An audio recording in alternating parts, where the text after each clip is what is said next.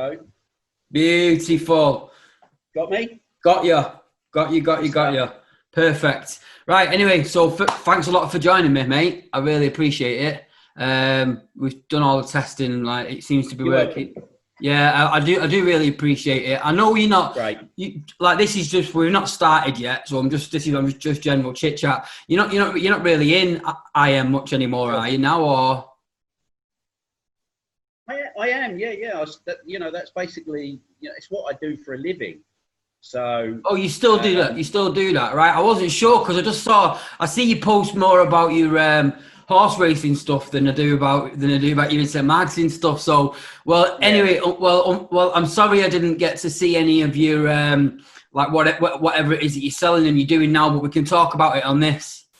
Yeah, no problem. Yeah, let's go through this sort of the weight loss story, and hopefully there's a couple of other elements that I can add to it, well, I mean, also I talk about how would you describe your job. So obviously your job's your job. That's separate from your weight loss transformation. So it's two stories in one.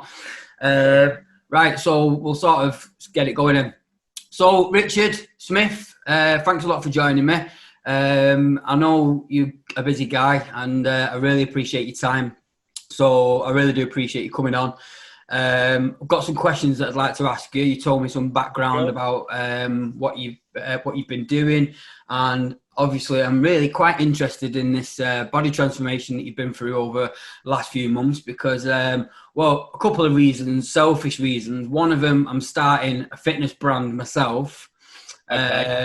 Which involves a bit of a YouTube channel showing.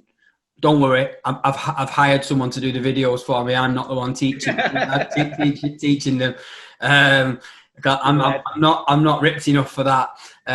So there's that side of it, but also as well because of I've suffered with mental health in the past and had some addiction issues and stuff. And even though I never really sort of ballooned up out of shape, I definitely have some health problems.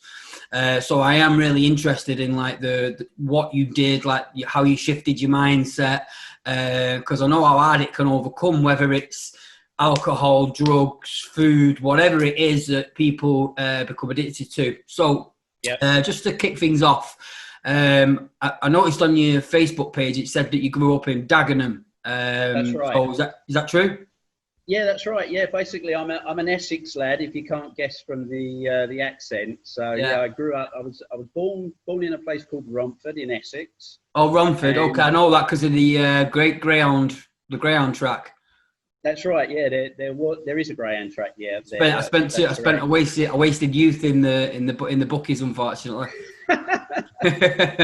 Yeah. Yeah. So if you could tell me just a little bit about your early years, like where you grew up, the sort of type of area it was, and also as well the level of formal education that you got to, because I find that a lot of people in our industry didn't necessarily go on to university and that kind of stuff. So I'm just interested in that kind of thing.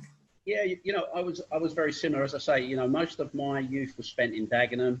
I think at the time, we moved to Dagenham in 1971. And I think at the time, Dagenham was probably the biggest council estate in Europe. It was a huge place. Many people associate Dagenham with the Ford's Motor Company. Right. Ford's had a huge plant in Dagenham, and it created, lots and lots of work for many people who came to Dagenham, from all over the place.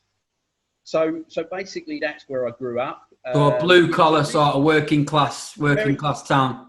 Yeah, very much so. Yeah, very much blue collar. My mum and dad are from that background. My dad was a plumber by trade. Yeah. So yeah, very, very much blue collar. And I went to the local schools in the area. When I went into senior school to secondary school, basically my passion in school was mathematics. Oh, really? Always, yeah. I don't hear that very often, I'll be honest. Always fascinated by numbers in whichever format they came. Yeah. So that was my area of study. That was the one that I was really passionate about, and I think when I was at school, the thing that I wanted to do, you know, when you're a kid, you're growing up, you sort of choose something that you want to be. You know, some kids want to be footballers, some kids want to be firemen. Yeah. You know, such as I wanted to be an accountant. Oh right, okay. Yeah. I bet that went down well with the school bullies. Yeah, exactly. Yeah, but you know, look, it was one of those things, you know, and also I think you know, my dad was happy about that, but of course. Yeah. We'll get into that a bit later, but I never got to that level. Right. Okay. So yeah, you know, growing up in Dagenham, great place to live, really, really good community aspect there. So yeah, it was just fun times as a kid. You know, we'd be out, you know, playing football till late. So was it like sort of council estates and close knit communities? People looking at very much similar to where I grew up. I guess I grew up in the Dagenham of the northwest, similar sort of thing. So yeah, so after school, did you go on to what we in the UK call college, or university? I didn't. No. No, neither did I. No, I didn't do it, and the reason was, you know, I had a group of friends at the moment at that time, and basically they were going out and starting to work. So I had mates who were brickies. I had mates who were plasterers. So you know, and they were going out and working, and I saw that they were earning money, and they could go out and they could buy clothes, and they could go out and have fun. And I couldn't do that. And at the time, I'd moved out of O-level education. I'd started A-level. So I was starting to study pure and applied mathematics at A-level. Right. So the plan was, of course, to go on and then go to university. But I just got itchy feet. And I just couldn't carry on with it. So I said to my dad, I said, look, I want to get out. I want to start going. I want to go to work and I want to earn some money. Yeah, because I want to go out with my mates. Same with me. And that's what I did. So I was a year into A levels, and then I stopped and went out and started to work. So my first job was as an office junior at a courier company in London, in Soho. And basically, I started off making the tea, sending the post, anything that an office junior would do.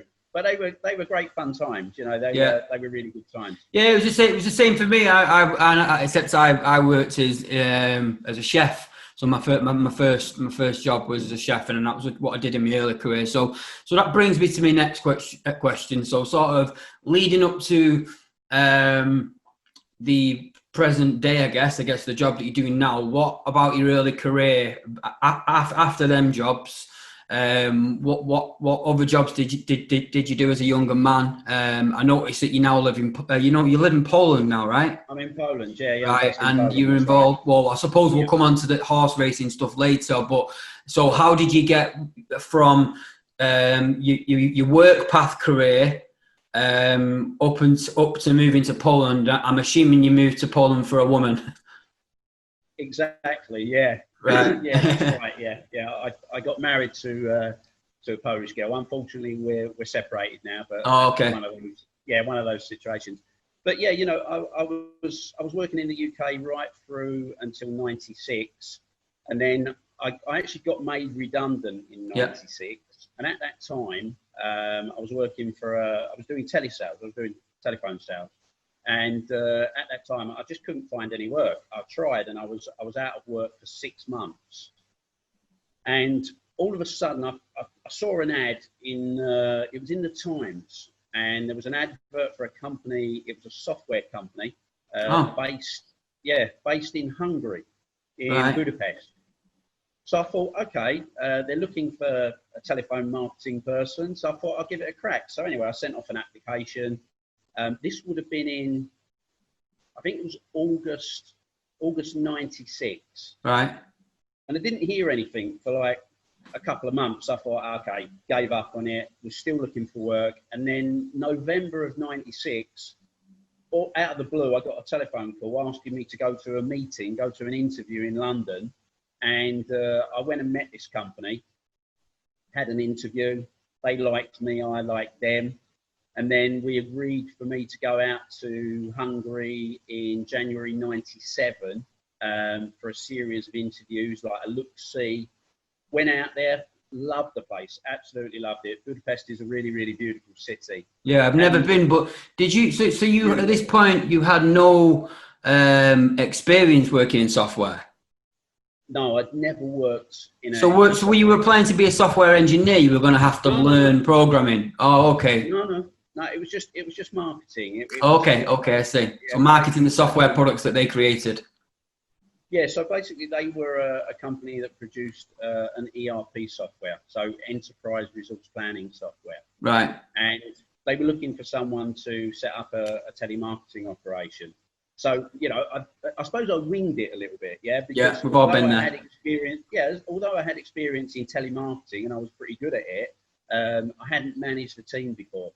But so went out there in January '97, had the meetings, interviews, look-see, and then got offered the job. And I didn't have anything in the UK, although my family's there. I didn't have anything holding me to the UK, so I thought, why not? Bit of an adventure, let's go for it. So that's what I did, you know. So I went to Budapest. What was it? February? Yeah, it was the next month, February '97, and I stayed there for a couple of years. And during that time, I did a few different things actually. First of all, set up a telemarketing operation for Central and Eastern Europe. Then set up a telemarketing operation for the company globally. So it included North America, all of Western Europe. Did you not find, was there no issues with the language barrier doing that? In terms, you're talking about in terms of Central and Eastern Europe? Well, yeah, like in the terms of, I guess the employees of so the people who are working the phones. So if you were setting up a telemarketing, say, office, I'm assuming the people who were working in it were local. And did you speak the language or? No, the language of the company was English. So okay, so everyone who worked there spoke a level of English. Yeah. Right. Okay. English. So it was that was sort of the easy part of it. So yeah, set up the CEE, then global telemarketing, and then after that, project managed the CRM implementation for the company, and that took me up until '99. Now during that period, here's the story about Poland. My wife at the time, or, you know, my wife to be at the time, was also working for the same company, but she was based in the Polish office. Okay. And we had like a big training boot camp in Budapest where all of the offices from all over the world came, and I was giving a training on telephone marketing, and that's how I met my wife. She was like one of my students. Okay. Okay. So that's how that happened. And then, you know, after that, we stayed in Hungary until the end of '99. At that time, she became homesick. She wanted to go back to Poland. So I said, okay, fine, let's do that. I didn't have a job to go to, but we did it anyway. And came to Poland, started a position with a recruitment company at the start of 2000, international company called Untitled. And basically, I was heading up their office here in Poland. Okay. So I guess, and so you did that right up until you started to get involved in personal internet marketing. So I guess the IM world. So how would you describe your job now? What is it that you do for a living now, and how did you make the transition from your past career to that? Yeah, it's a good question actually, because recruitment is I call it a very insipid industry, and I got fed up with it. And you know, during that time, I was basically focusing on technology recruitment because I had an interest in IT and numbers. And then basically, it sort of stemmed from that. I decided, right, okay, I want to do something on my own. I want to go out. What can I do? So I started at that time to learn WordPress. Okay. And that's still a lot of what I do today is building out WordPress websites. I've got some clients here in Poland, in Ireland, and in the UK as well. So what I do, I build websites and I offer associated marketing services around websites. Of course, email marketing, paid social advertising, okay, Google, YouTube ads. social media management. So Right. all of those services, you know, I provide to clients. So like a one-man, so sort of like a one-man marketing consultant. I am, yeah, I am a one-person marketing consultant. So, Right. yeah, but I've got a guy who I work with here in Poland who's a partner of mine. You know, we sort of work across projects, and I do also outsource some stuff. Yeah, of course, yeah. Yeah, I outsource some stuff out to the Far East as well. So yeah, and it's just something that's, look, you know yourself. I think, you know, you're sort of within that realm, and it's not really a job. It's something that it's passion really more than anything. It is, yeah, it is definitely. You know, I mean, for me, I started by building websites because I started building my own. That was how I got involved in internet marketing in the first place, was by building a website for my own company. My local, I was an electrician, so from a local company, I got that ranking really well. And then was getting asked by a lot of people how I was doing that. Then I started to teach people how to do it, and then I found myself making more money teaching other people how to do what I'd done than I was being an electrician. So I just scrapped that. But then I spent a long time not building many websites and just doing. I fell into the launch cycle really quite badly, as you probably know, and just launch after launch after launch, and it's a terrible business model. I wouldn't recommend it to anybody, and it's worse now. I mean, when I started on the Warrior Forum, like 2000, my first launch on the Warrior Forum, like 2009, I think. It was hard enough then. Now it's absolutely brutal, so I wouldn't recommend it to anybody at all. But I'm just now starting to go back to actually building out websites again, partly for the purposes of case studies, so that I can continue to teach people because I enjoy teaching people, but partly because I want to actually make those websites into successful websites in their own right as well. So I've kind of gone full circle. It's took me 12 years and addiction and 2 failed relationships to get there, but and pretty much. You know, having to start all over again, but I learned a ton of lessons along the way. So I should have probably just carried on doing what I was doing that I actually enjoyed doing in the beginning. But there you go. Yeah. So that's what you're doing now. That's how you transition from that career to that, which is pretty, to be fair, even is a pretty typical way that you transitioned into it. It is. So, you know, to make it a bit more light-hearted, what kind of things do you like to do for fun or to relax in your spare time? Well, you mentioned about the horse racing. Yeah. You know, I fell in love with horse racing at a very young age, and over the last couple of years, what I have been doing getting a little bit more involved, is running a couple of syndicates. Right. So I had some friends here in Poland who also have an interest in horse racing, so we put together some syndicates. We didn't buy anything; we just leased horses. So okay. Something that's quite common in the industry now is that you can lease a racehorse, and then you pay all of the the fees and the training fees and all of the related costs. So that was fun. I did that. We had a couple of horses. We had one that won a couple of races. So that was nice. Right. But there's something that I do want to do with the horse racing part of which is really fun for me. Is I'm looking to buy my own horse next year. Now I'm not going to be buying anything expensive. But the reason I want to do it is because there are a lot of people out there. I see it because I'm involved in quite a lot of horse racing groups. There's a lot of people out there who they can't get involved in horse racing, and they can't even afford a share in a racehorse. So what I want to do is I want to buy a horse and basically start up a membership whereby all of those people who can't afford their own racehorse can actually follow the life of this racehorse through its career. So I guess it's in lots of ways it's a combination of fun and business then, I suppose, really, or you hope it could be. I mean, I suppose it depends how successful the actual horse is, but a combination of fun and business, right? Right. Well, so the real reason that you reached out to me. So you said that you're here today to tell us about a body transformation story. So could you give us a bit of some background on that, and why you decided to do it? Sure, yeah. You know, you said, what do I do for fun? At the moment, one of the things I do for fun is going and visiting my grandchildren quite regularly. And they're sort of part and parcel of why I sort of went on this weight loss journey.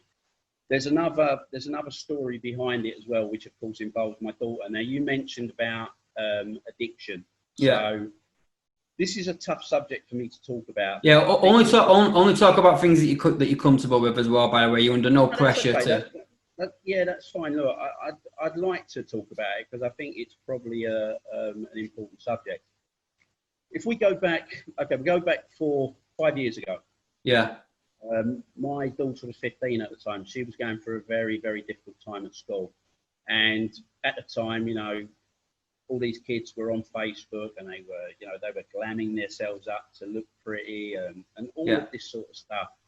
And at that time, we didn't realise, but she was changing very much in behaviour. And it ended up that she got involved with basically smoking marijuana. Right. Now, to a lot of people, you know, I don't smoke, I don't do drugs. To a lot of people, marijuana might seem sort of, you know, just a casual drug. Yeah, but then to other people, it can also be, especially as a teenager, a gateway drug to something to worse. Yeah, I think the thing that happened with our daughter was she actually used it. She was going through a tough time at school, and she actually used it, or didn't realise it, but she was using it as a way to suppress emotions.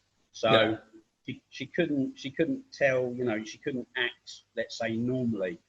And we went through like a really hellish period. Now, at the time, one of her teachers, she basically spotted that, you know, my daughter was having problems, pulled her aside, said, look, you need to get some help. And at that time, she recommended that she go into like a form of rehabilitation. And my daughter decided that she was the one who was going to do that. She made that choice. Now, at that time, she was in this place for 2.5 years. So from 15 to close to 18, we got to see her once a month. Jesus, that's almost like prison.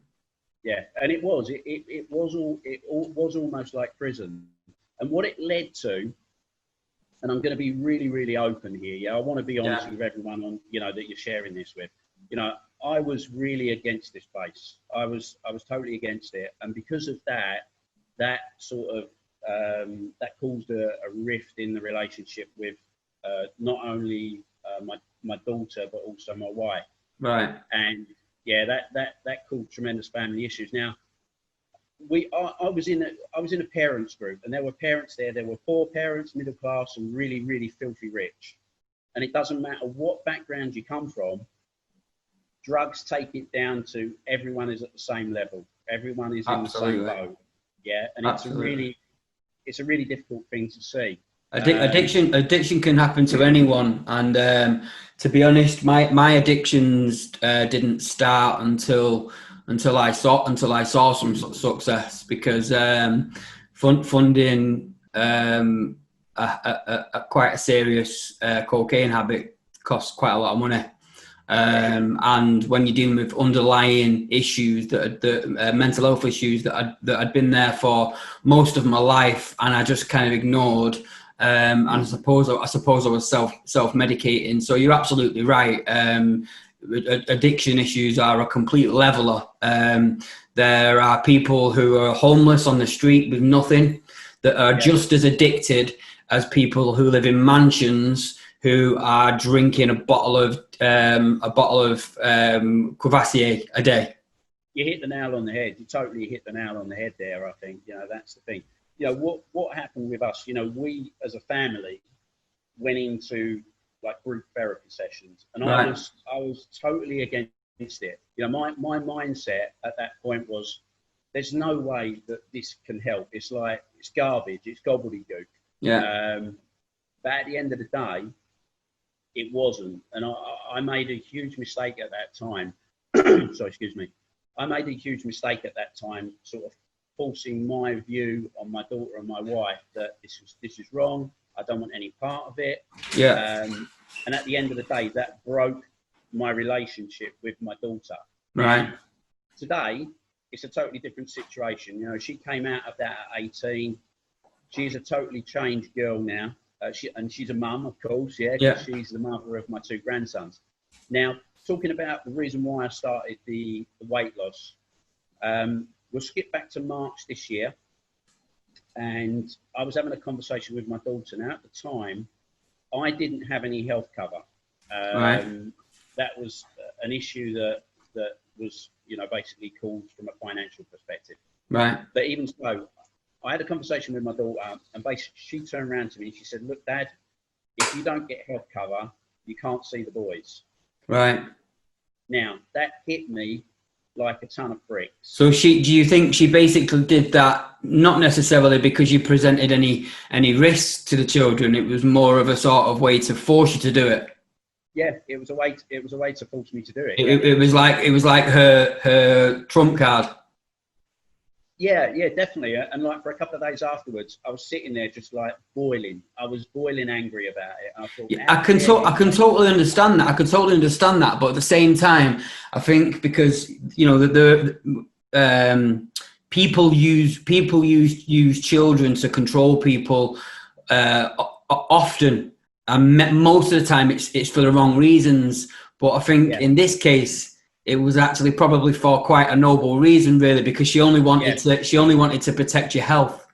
Yeah, she did it for the right reason. I didn't see it immediately, but I did see it a couple of days later. Yeah. And then of course I thought, right, okay, yes, got to do it. So of course that's what I went and done. So right. I went and got sorted healthcare, and I thought, first thing I'm going to do, I'm just going to go. I'm okay. There's nothing wrong. I'm going to go and get a general checkup. So I went along. First thing they did was took my blood pressure. And at the time, my blood pressure was 160 over 100. So that's pretty high. Right. Yeah, it's pretty high. And that scared me. I've got to admit, it scared me. How were you living at the time, food-wise, drink-wise, smoking-wise? Well, I've never smoked. Yeah, right. But I wasn't eating well. I wasn't doing any exercise whatsoever. Nothing at all. Right. What about drinking? Have you ever been so you've always just been a moderate drinker?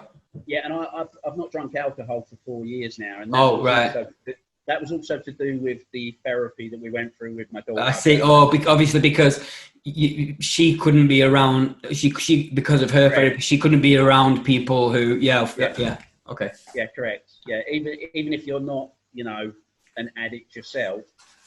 It's something which is called co-addiction. So it wouldn't be very supportive of you to sit there with a glass of wine in front of someone who's abstinent. Yeah, exactly. Yeah, of course. So so of course I went. I got checked, and basically I had this high blood pressure. So they said, right, okay, you've got to go and see a doctor. Doctor ordered some blood tests. Had the blood test done that day. Next day came back. I was diagnosed as pre-diabetic. So, pre-diabetic. So what's the difference between pre-diabetic and diabetic? Well, the glucose level is not at the same height of level as someone who is fully diabetic. It means that I don't know the ins and outs of it, but it essentially means if you carry on the way you are, you're going to end up with full-blown diabetes and like losing limbs and all that kind of stuff. Well, the thing is, you won't be creating the correct level of insulin. Yeah. Right. So you would have to be you'd have to go on to insulin shots. Right. So lucky that they caught it at the right time. Yeah. So that gave me a wake up call. It just gave me a wake up call. So I thought, you've got your daughter to thank for that one then. I know. Simon, totally. You know, she did the right thing. Although I was angry at the time, she did the right thing. Yeah. So I said, right, okay, I'm going to do it. I'm going to make a change. So I went to see a dietitian, and I think that if anyone out there is like suffering from weight problems or weight-related health problems, then my advice would definitely be to go and see a dietitian. So I went and saw a dietitian. You know, some of the things that they told me were like bizarre. You know, I'll give you an example. A banana contains 3 teaspoons of sugar. Right. Were you aware of that? I wasn't aware of that, but it sounds true. How did you cope with? I mean, because I have visions of going to see a dietitian, and because I used to be a chef, I probably do eat quite a lot of rich food. I try to eat a varied diet, and I eat a lot of I eat vegetables, but I do eat rich food because I've got a palate for taste. So I'll eat, I guess I just like to think of myself as being not a bad cook. But obviously that comes with things like adding cream to dishes and etc. So like to see a dietitian, how did you cope with the idea of being told that you were no longer going to be able to eat things that you actually really enjoyed eating? I was okay with it. It was a case. I think it was a case of having to accept it. Yeah, because at the end of the day, what do you do? Do you change your diet, or do you get sick? There's not really much choice to make there. You've got to go with the former rather. It's very similar to the addiction thing. There's no difference really. You're either going to accept the advice or you're going to shorten your lifespan, and that's it. There's no other. See, I think you make a really good point there, where you say you've got to accept the advice or not accept the advice. Yeah. This is something that I learned during that process, but also with my daughter as well. At the end of the day, you've got to accept your own consequences. Yeah. At the end of the day, you're responsible for what happens. No one else is. No one else can affect, what result you get, whether it be health, business, exactly. Whatever it is. It's very easy to secret eat or secret drink and then telling everyone else, I don't understand why I'm not losing the weight. I can't understand it. And then you know because you know that you're not doing what you're supposed to be doing. So you saw a dietitian. I'm assuming the dietitian gave you some kind of plan. Now, did you put anything in place to keep you on track, daily routines, any kind of structure to your days, things you do out of habit? And did you combine it with any kind of physical program? Yeah, good. Really, really great question, actually. So, sorry, there's quite a lot in that question. So no, it's all right. No, it's fine because it is a good question. I did actually put something in place that I knew was going to be really difficult, but I knew would get me where I wanted to be. So what I did, I actually went out on Facebook publicly and told people that, okay, this is my situation. I've got a target to lose 16 kilos. So, right. That's roughly. I'm 60. That's rough. That's like a quarter of me. 2.5 stone. Yeah, it's a quarter of me. So was the target. And what I said was, right, okay, what I'm going to do is I'm going to post my meals on Facebook every day. Now, the agreement with the dietitian was that I would do this over a period of 6 months. So it would be very gradual decreases. It wouldn't be like a massive sort of weight loss quickly. And that's what I did. And I committed to it, and I did it every day. So how did you do that? Because I can visualize tapering off drugs. How do you taper off food? So you might have, like, say, a healthy breakfast, but then you still might have the pizza for dinner. Or no. How did it look? How did that look in real life? The foods that I'm allowed to eat, they're fine. They're absolutely fine. The thing that was important. Give me some examples. So give me some examples. So what's a typical breakfast? Okay, egg mayonnaise on brown bread with tomato and cucumber. That sounds pretty good to me. That would be like a breakfast. Yeah.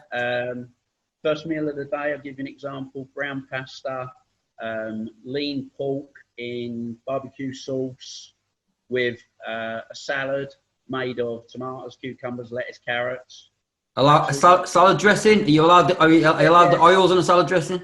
Yeah, it's a good question, because olive oil is a key part of my diet. So I have to take at least 3 tablespoons of olive oil each day. So I have one with 3 of the meals. I think I probably take about 3 tablespoons of olive oil 3 times a day, because I do a lot of Italian food. So, but it is that's the thing. the meals you're describing there, I suppose, are probably why I've never really had any major problems, because most people associate diets with essentially, what people call rabbit food. So just basically eating, and really what you've just described there are the types of meals, aside from the ones where I go a bit over the top, where I might make a curry and then I put a splash of cream in at the end.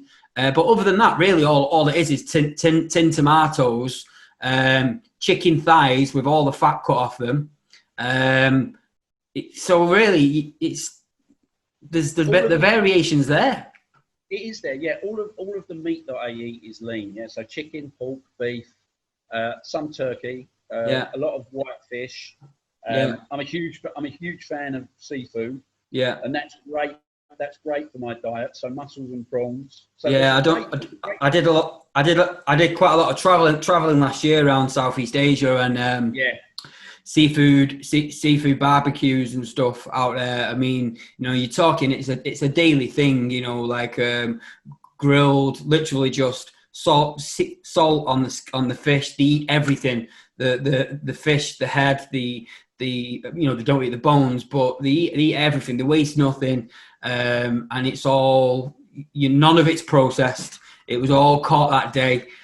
Meat wise, you very rarely find, like, say, steaks, because that's really for the Westerners that go there. So you're talking things like sirloin steaks or a ribeye that's got quite a lot of fat in it.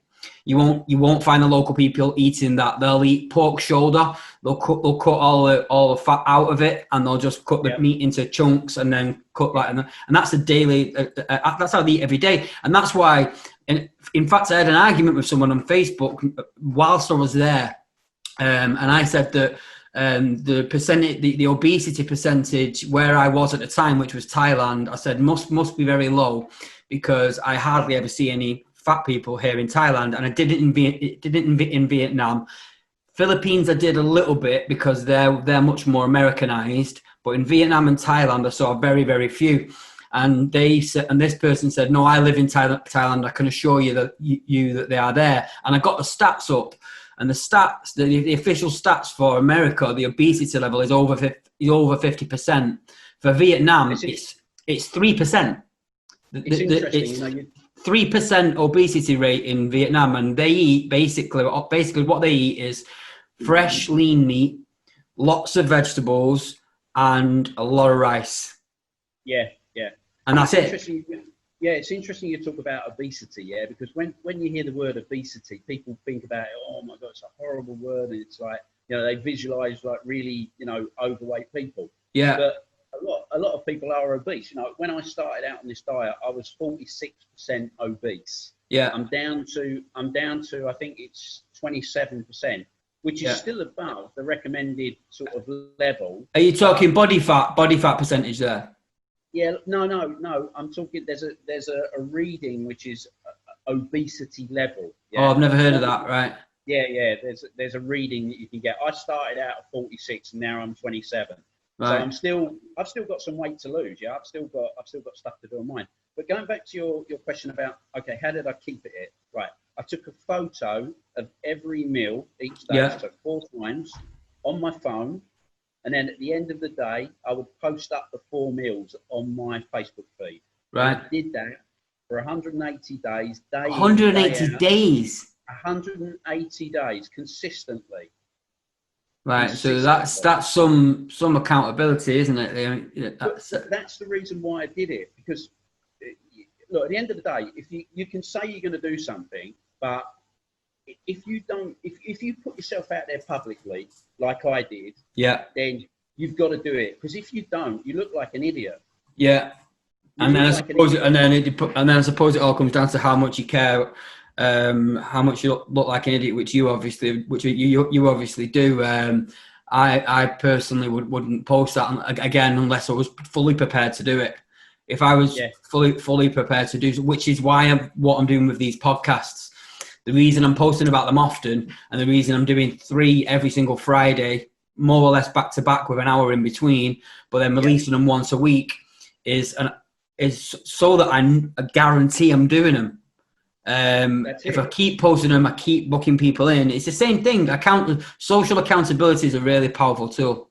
It is. Look, you've put it out there. Yeah, I don't know you personally. Yeah. Yeah. But of course, I saw the post and I thought, yeah, okay, why not? I think it's a good idea. Mine's a little bit of a different story. Which is exactly what I wanted, by the way. And hopefully, it can sort of motivate. A couple of friends have since sort of gone on and they've done their own sort of fitness regimes and they're still doing it day in, day out. And for me, that's huge. I'm thinking if I can make just one person make a change in their life, then it's great. I've done something positive, and that's the way that. So they do say, don't they, that you can't out-train a bad diet. So okay, you've fixed the diet side of it. What were you doing physically? Okay, so because of the high blood pressure, the only thing that I could do for the first 3 months was walking. So basically, what I did, I walked 2 or 3 kilometers every other day, and that was all I did for the first 3 months. I wasn't told to do anything, any massive cardio or anything too strenuous. It was just basically to make sure that blood circulation was like improved, and basically it helps with the metabolism. Yeah. So if you're on the diet, you want to make sure that the metabolism is working or functioning better to help with the weight loss. Yeah. And that's it. The only other thing I've done during that period of time, I set myself my own 30-day goal. I went on holiday in August, and in June I thought, right, okay, my stomach's a bit, still flabby. Yeah. So I just decided to do some workouts myself. Very, very, simple ones.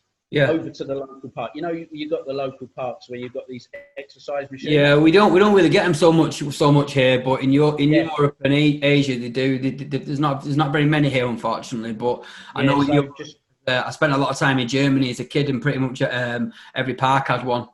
They don't have them so much here. Yeah, so I just use that. That's the thing. Yeah. And also, the thing, the big benefit that I've got from this is not just the weight loss. It's probably also the accountability factor, because now there's a couple of things that business wise actually, that I was I wouldn't say scared of doing, but I would say that I wasn't necessarily confident, and I didn't want to fail. Yeah. Yeah. But now I've decided, right, okay, I'm just going to do it. And if it fails, I don't care. I really don't care anymore. That's my sort of mindset now. So at the end of the day, if you're going to do something, do it, go all in and really go for it, and you will get the result. Yeah, that's brilliant advice. So, so what would you say, considering everything, your work life, your personal life, what would you say is your number one achievement in your work life and in your personal life? Oh, crikey, that's a really. Do you know what? Difficult to answer, isn't it? Do you know what? I don't think I've got there. You're the second person. You're the second person that said that. Actually, a lot of people say that I've interviewed so far. Personal life, they say is quite easy. They say it's their children. The number one achievement in life is their children. It's quite easy. Work life, a lot of most people have said so far, and I would even say that myself, is that I've not got there because if I wouldn't like to feel like I've achieved all I can achieve. Now, obviously, there are things in my life that I'm very proud of. So okay. So taking that out of the equation, that you're only going to get better. So far in your life, what would you say is your number one achievement in your work life and your personal life? Okay, all right. So work life, I'd have to go back to 98. Right. The company that I was working with in Hungary.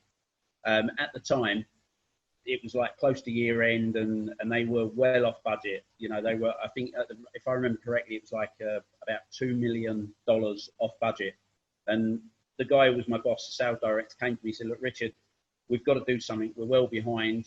Have you got any ideas?" So I said, right, okay, let me go away. Let me think about it. Went away, thought about it, came back. I said, look, what we're going to do, we're going to do something really old fashioned. Now, these are not used so much these days, but fax machines. So what we did, we put together a promo. It was basically like, you know, like you'd see now, a sales letter on a fax. Right.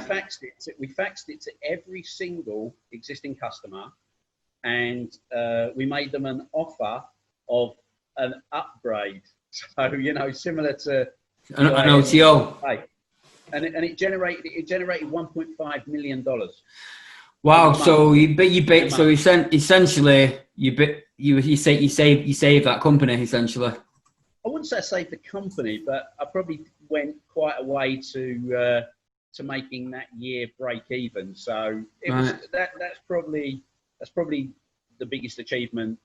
And it was also your first footsteps into the writing a sales letter and sort of yeah. I suppose you could say that. Yeah. It's funny, isn't it, how things all lead to that. So personal life, I mean, I guess obviously your kids, but then obviously your weight loss has got to be right up there as well.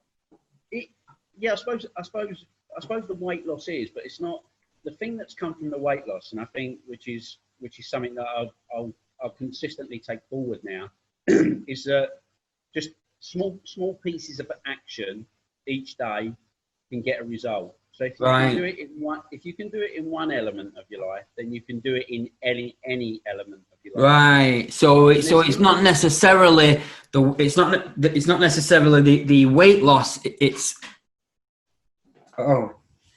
not necessarily. I've gone off my. I can hear you, but I can't see you. Oh. There we go. I pressed my USB. I can cut that part out. Don't worry. So I guess what you're saying there is it's not so much the weight loss. It's more the lesson that taught you that you can achieve pretty much anything as long as you put your mind to it. Yeah, that's it. That's the lesson I've learned from it, and it's such a powerful lesson. And I have my daughter to thank for that. I really do. Right. You know. It's a great story. It's a great story, and to be honest with you. There's only so many internet marketers I can can talk to about stories getting a little bit repetitive, and I really want to be talking to people with very interesting stories that are regular people, and this is perfect. So, if you could go back in time, what would be the number one advice that you'd give your younger self regarding the best person that you could possibly be in both your work life and your personal life, like your family life? You know, I'm not talking necessarily about regrets, more about life lessons, things you've learned that you maybe, if you could give yourself a head start by going back and telling your younger self that. I think. Not to be judgmental too quickly. Yeah. I think listening to other people's points of view. Yeah. I think now is really, really important. I've got to admit, I was bad at that, especially with my family. Like, I made a mistake. I did. I've got to hold my hands up when I made mistakes. So yeah, I think now. I've changed a lot over the last 6 months in that respect, and I think you've got to sort of listen to other people's points of view. Yeah, you know what it's like. You know what it's like yourself online. You know, you see lots of stuff going on. You see people jumping in and making sharp comments too quick. Yeah, it's why I stopped a couple of months ago. I completely pretty much removed myself from Facebook entirely, really, because as you probably know, I was a bit of a mouth on there. And I realised that I was spending a lot of time trying to change the opinions of people that, first of all, I don't personally know. And personally, I don't really care what they think. It doesn't affect my life in any way. And the biggest lesson I've probably learned over the last few months has been that, and especially since doing these podcasts, is that if you assume that the person that they're talking to knows more than you about something, there's always an opportunity there to learn something. So I never try to go into a conversation now thinking that I know I know something more than that person. There's always something that person can teach me. And I think if I could go back in time, that's what, because I very much thought that I was the kind of person who, if I thought something was a fact, to me it was a fact and it was indisputable, and there was nothing that anybody could say to me that would change my mind. And I think sadly that comes with age. So when you're young, you look a bit of a knobhead, and when you're older, you start to chill out a bit. So I agree. But saying just, you sort of mentioned there about when you do things, and that you can't affect other people's opinions. You can't control other people. I think that's really, really an important point to make, because you can't. It doesn't matter. You can, scream until you're red-faced, but you might not change someone's opinion. So it's a waste of your time. It's just a waste of your energy trying to do that. I see stuff now online, and sometimes I don't give a flying FC UK about it, to be honest. Yeah. I really don't. That's the way I view it now. If people don't like me for who I am, then that's their problem. I don't care. I know that sounds really harsh. Yeah. I know it sounds a bit sort of off, but that's the way I think about it now. I just get on with doing my stuff, and I'll help people that are in my circle as much as possible. I'm as helpful as it can be. But when it's like stuff that's non-relevant to me, I just don't. I don't care. I don't care about it. Yeah. I know it's harsh, but that's the way I am. Well, harshness is sometimes one of the most useful most useful emotions there is. I think. I've only learned that recently, though. Me too. I've only recently learned to be harsh enough to rid toxic people from my life and surround myself by people that I aspire to be like. Right. What advice would you give to anybody wanting to follow in your footsteps and transform their body? I wanted to ask you about your business. I usually ask people about the business at this point, but because this has been the main thing. I mean, you've already covered it really. Accountability, see a dietitian, but obviously taking those first steps can be very daunting for people. And it is, could you think of any sort of any advice on how or why they should do it? I think, look, at the end of the day, everyone's getting older every day, yeah? Yeah. And I think we all sort of think that we're invincible, and we don't realise that we're probably, you look good on the outside, or you look okay on the outside, but inside you don't know what's going on. And I was very fortunate. My daughter pushed me. I went, found out there was something wrong, but I was lucky. At the end of the day, I could have just carried on, eating what I was eating, not changing my lifestyle, let's say, and then I would have got sick. There's no doubt about that. Yeah. So I think prevention, is better than the cure. Would you have you had any further tests done since your transformation? Has it had an effect on your internal health? I've actually got to go for another set of blood tests, because I'm due to. I have to wait 6 months from the first time I had the glucose test to the second time. Right. It's coming up quite shortly, so I've got to do that. But I go and get weight checked every 3 weeks now. Right. So I go and do that, check what the body fat level is, the number of calories, that sort of thing. So I do that on a regular basis now. Well, I know you talked about there was some before and after body shots, but what I'll say is this podcast is going to be, I probably already told you, it's going to be behind a very, very cheap membership area. It's going to be charging $7.99 a month for a ton of free videos plus a podcast a week, and the members can vote on. You've probably read my post. I've been banging on about it quite a lot because I really want to push the value on this one. But I'm also going to be doing snippets of each video and uploading them to my YouTube channel. So in the description of those, first of all, where can people find out more about you? Second, when I put this into the members area, I'll also invite you into the group as well, in case anybody's got any questions, because there'll be sort of the video will be posted as like a topic, and the members of the group will be able to comment underneath. So if you'll be able to answer questions and probably post your before and after pictures in there. But for YouTube, because I'm not going to be promoting anything inside the members area, not even my own products. So where can people find out more about you, what you do, your services, anything that you might want people to know? Yeah, look, of course, I'm on Facebook. I'm on LinkedIn. My website is moleculemarketing.com. So okay, we'll put all the links under the YouTube clip. It, like I say, this is an hour. We're approaching an hour now, so I don't want to keep your time, and I've got another one as well in another hour.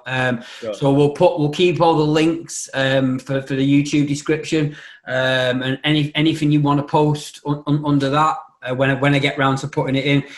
It's going to be over the coming weeks. I'll be in touch, and we can drop something there so people can find out more about your story, more about your business, your services that you offer, and so that's basically about it. So I just want to say thanks a lot for coming on. It's a really interesting story.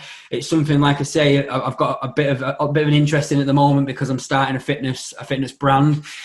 And it was enjoyable to talk about something other than marketing, software and training programs for a change. So I really appreciate you coming on. So thanks a lot, Richard, and I'll be in touch about the links. It was really, really great to meet you in person finally, or sort of as close as you can during these coronavirus times in person, and hopefully we can maybe do it again someday. Yeah, great stuff, Simon. All right. Have a good day, mate. Lovely. Cheers. Speak to you soon then, mate. See you now. Bye-bye. Bye. Bye.